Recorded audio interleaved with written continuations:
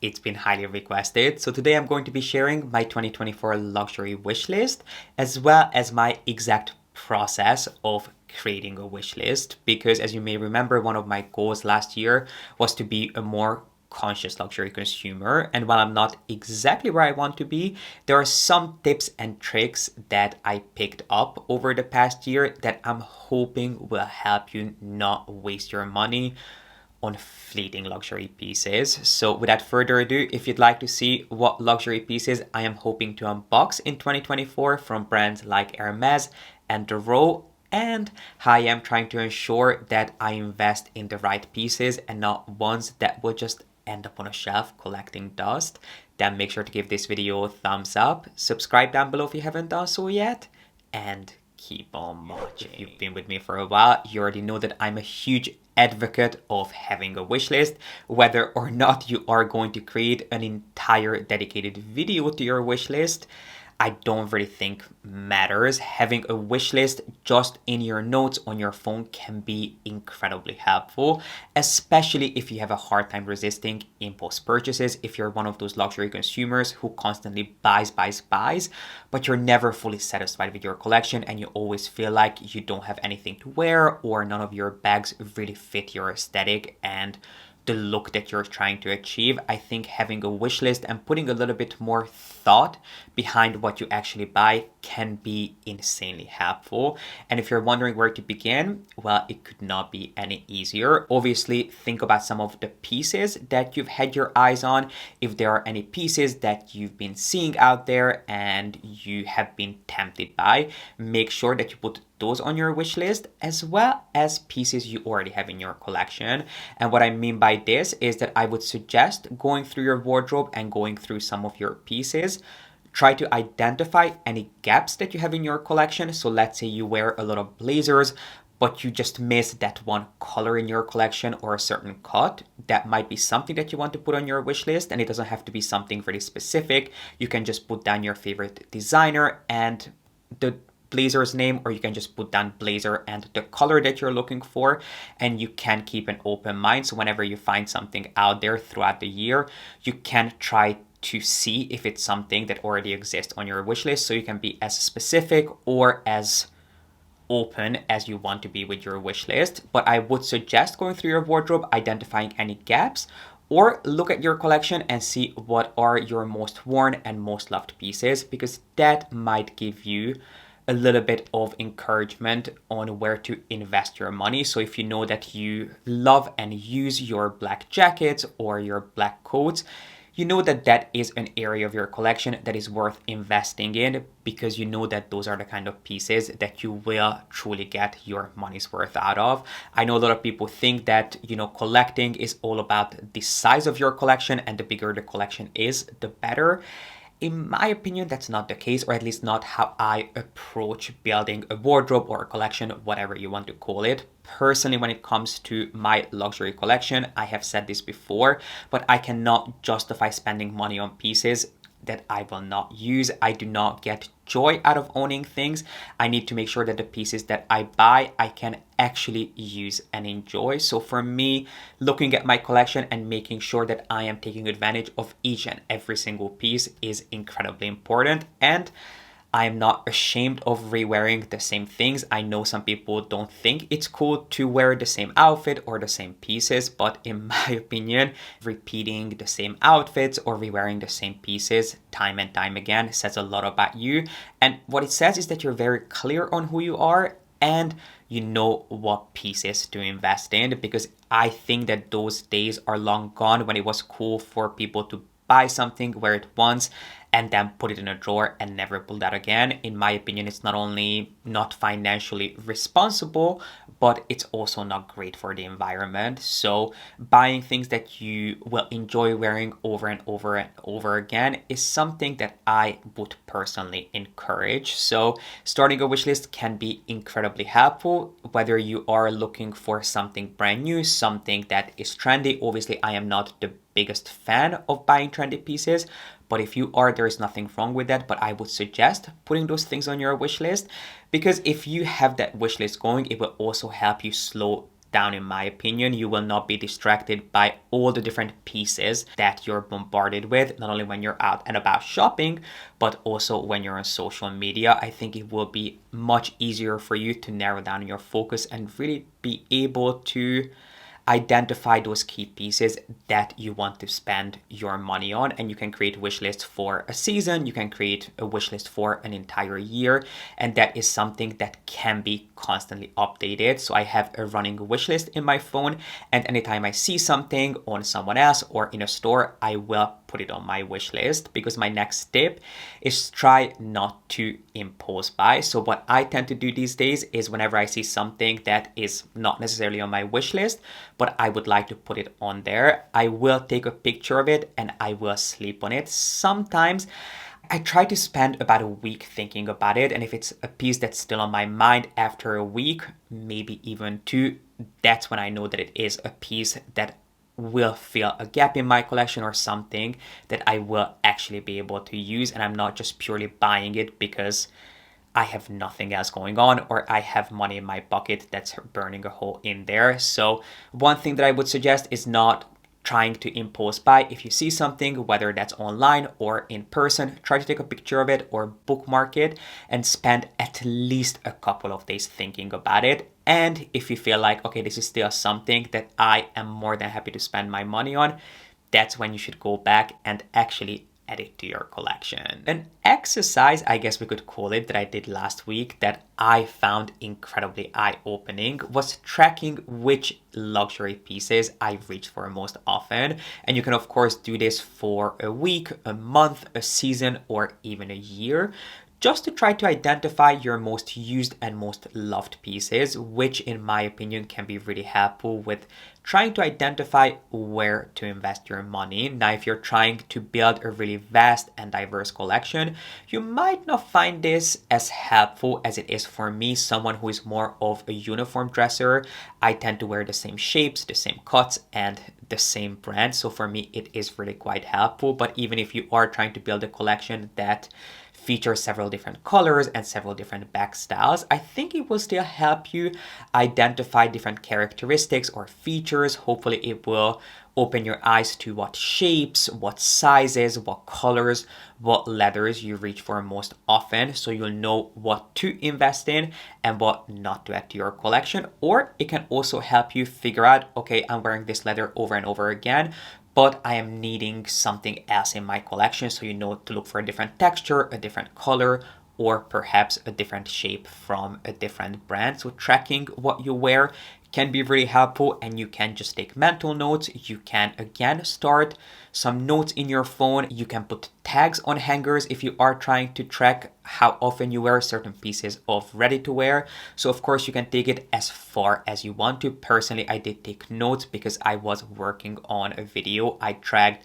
what Hermes pieces I reached for most often over the course of a week, which if you have not seen that video, I will make sure to have it linked up here. But of course you can just take mental notes. But I think having some insight into what are the pieces that you actually wear, use, and enjoy will give you a much better idea on what pieces you should be investing in, just because you know that then those are the kind of things that you will get your money's worth out of. And my last tip before we get into talking about the pieces that I am hoping to pick up in 2024 is for you if you have a hard time making financially responsible decisions, which there's no judgment here. Trust me, I have been there. And something that I find really helpful is making sure that whenever I want to buy something, I have at least double the amount of money saved in my account as the piece would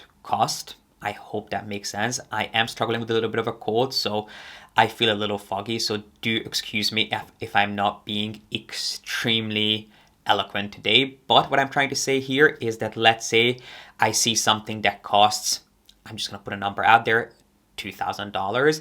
I am only going to let myself buy it if I have at least $4,000 saved in my bank account. And I'm not talking about money that should go towards rent or that should go towards, paying a bill. I'm purely talking about my budget for luxury purchases. So that is something that you could do. And of course, you can play around with the number.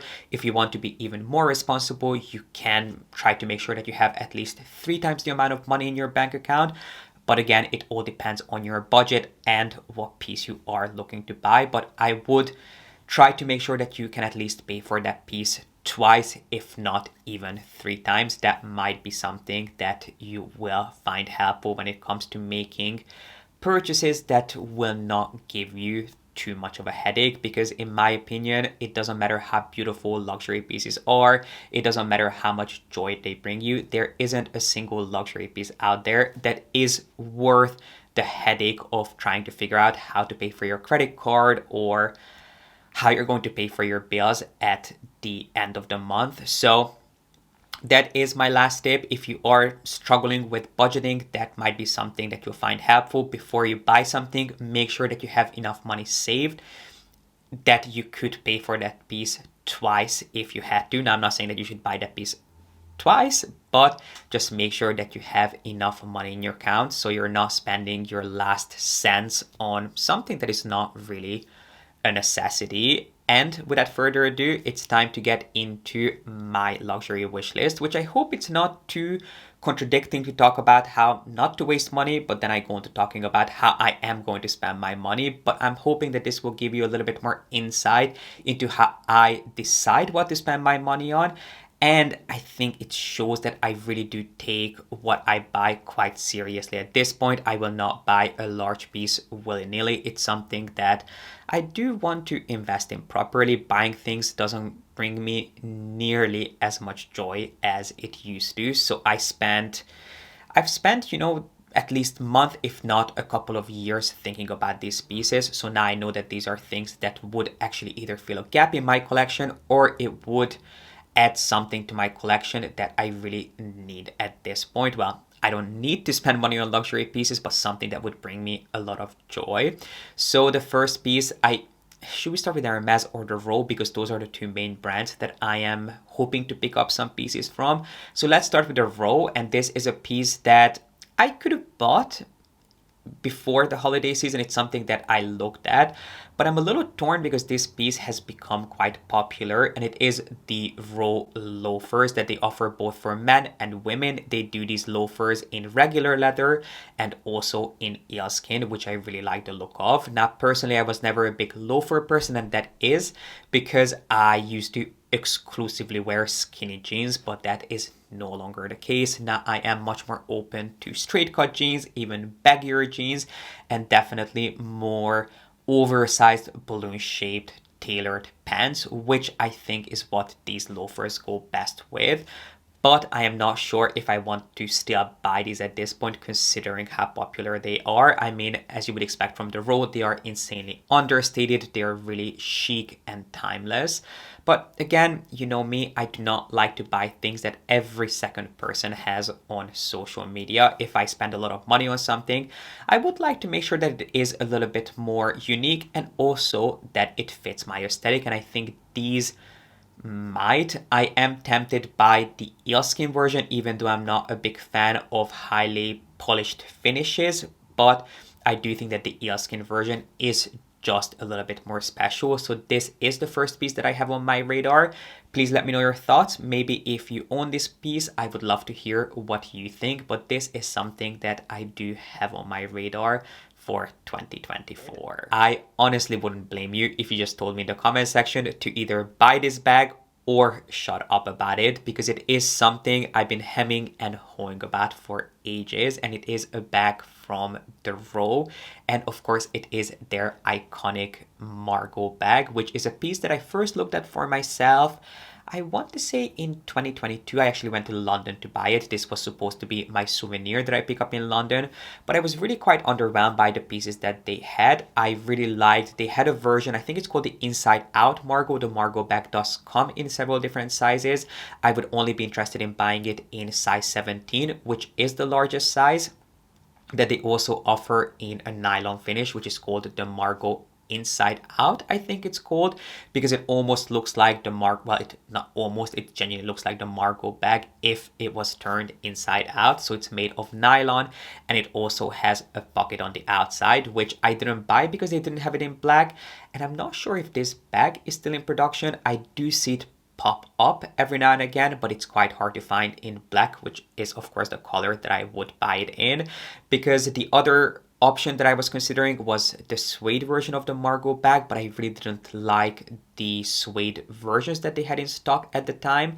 And I'm really glad now that I didn't buy either one of those, or neither one of those were available, because if I was to pick up a Margot now, I think I would go for the Margot in pebbled leather. It's something that's offered, as I mentioned, in the inside out version, which is made of nylon. They do it in suede. They also offer it in saddle leather, which they claim the leather is sourced from the same tannery as Hermes' saddle leather, which I'm not sure. I cannot confirm or deny, but in my opinion, it does not feel the same. And then the Margot is also offered in grain skin, which I think is most comparable if you're familiar with Hermes terms. I think it's kind of similar to Togo or Clemence, and it does feel incredibly luxurious, really soft and buttery. So I really think that I would just go for the classic grain version, because I would want to get a Margot bag that is extremely easy to carry, something that I wouldn't have to worry about too much, which grain skin is quite scratch resistant. It's not something that you have to worry about.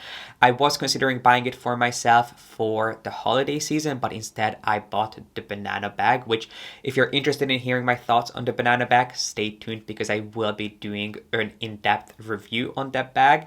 And the reason I landed on the banana bag instead of the Margot is because I have not been carrying any one of my Birkins. And to me, the Margot has a similar user experience to it. It features two top handles. It is more of an open style tote. In fact, the Margot feels a little bit more open than the Birkin does, because the Birkin is a little bit more tapered towards the top, whereas the Margot isn't. So I figured, since I haven't been using my Birkins, what's the point of buying a Margot, which would do a similar thing in my collection? But I think the reason I have not been reaching for my Birkins is more it's just more how overdone the Birkin has become. I hope you don't mind me sharing this next piece, because it has nothing to do with fashion, but it is something that is on my 2024 wish list, which is that I would love to invest in a really nice piece of art. Something that I cannot buy is really expensive designer furniture. I mean, I do buy designer furniture, but nothing extremely expensive because of Pi. I cannot afford to baby my furniture because I have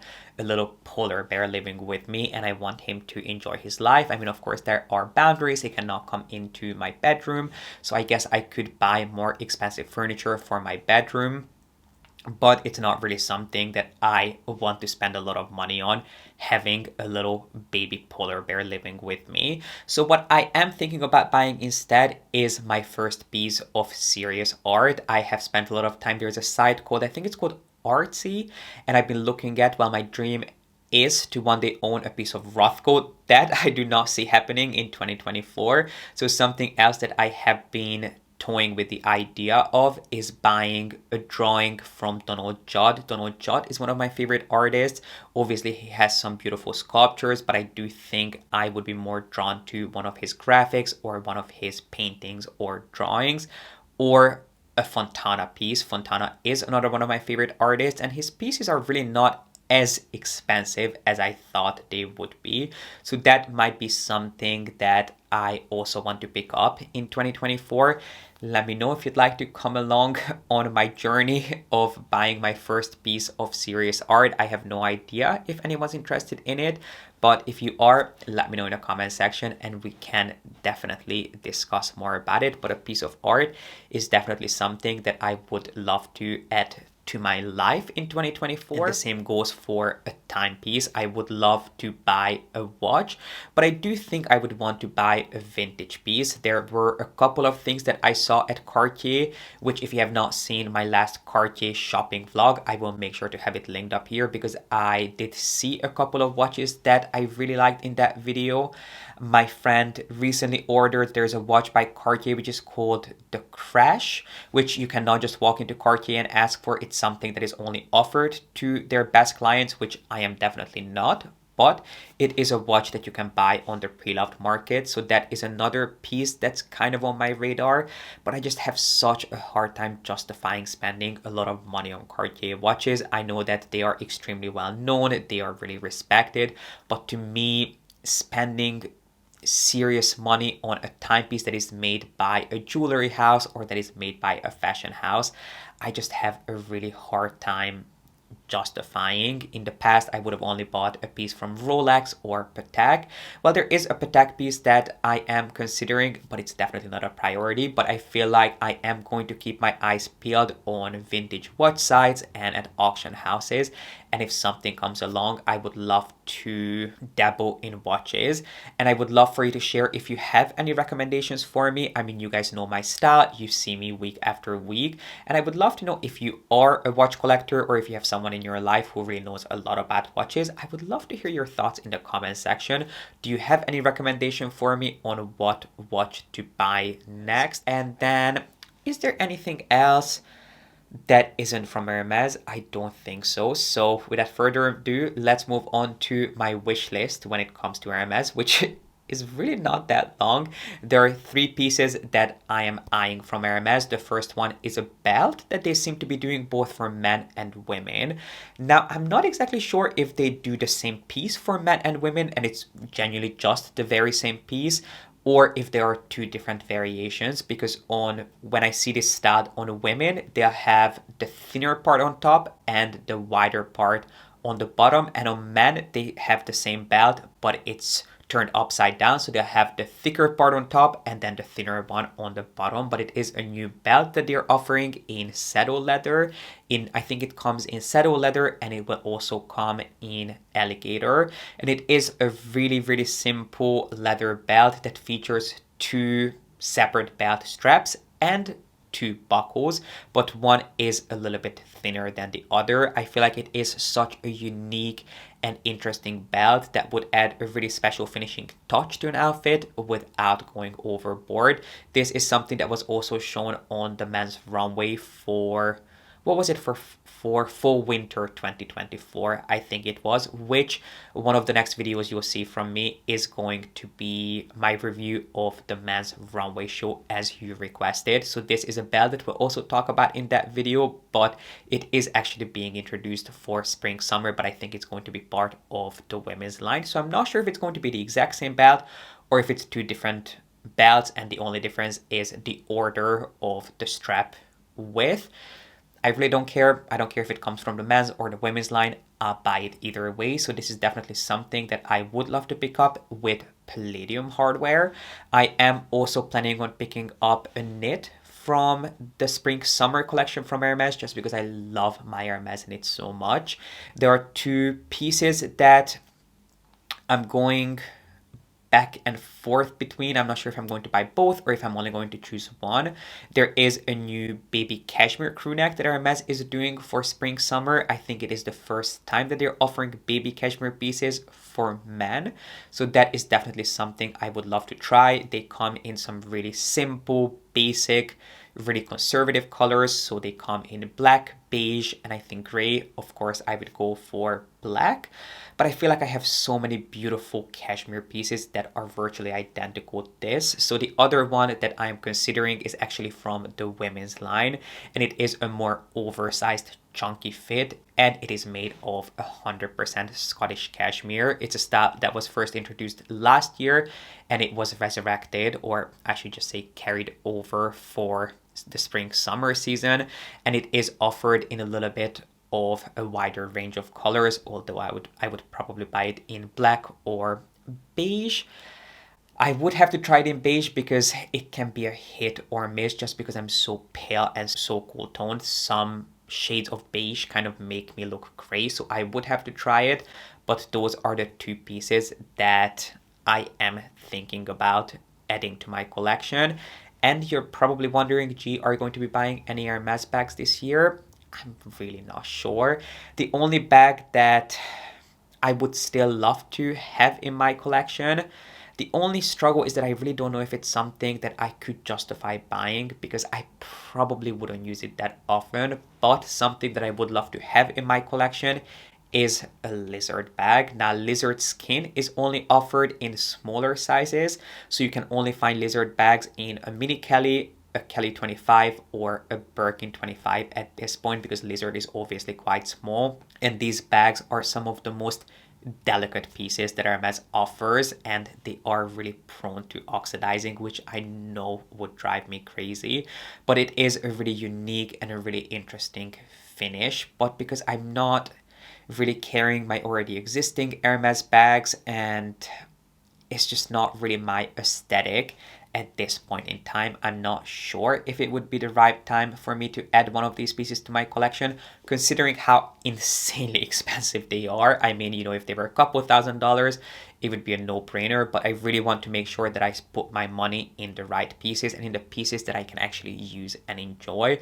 But just because of how Hermes works, just because of how rare their pieces are, if I was to offer one, I would probably buy it, just because I don't know when and if I would ever get it offered again. So lizard piece is something that I would love. And then when I was asked at Hermes what's my next wishlist piece, I also thought about something in alligator, but just considering my lifestyle and how insanely expensive those bags are, again, I just couldn't justify spending so much money on something that I would have to protect with my life. So yeah, I'm not really sure about that. I would say that the only bag that I am set on in 2024 is the Margot. Other than that, I'm not really sure. So of course I will have to keep you guys posted. But this was really it. This was my wish list for 2024 and some tips on how not to waste your money. I cannot wait to hear from you in the comment section. If you have any tips, please do share, and I would also love to hear what pieces you have on your 2024 luxury wish list. And while you're down there, make sure to give this video a thumbs up and subscribe if you haven't done so yet. I really appreciate you being here and watching, and I will see you back here with a new video at one point. I'm not exactly sure when my next video is going to be going live, because I'm prepping for my college entry exams. So as I mentioned before, my upload schedule might be a little bit all over the place, but I'll definitely see you back here at one point next week.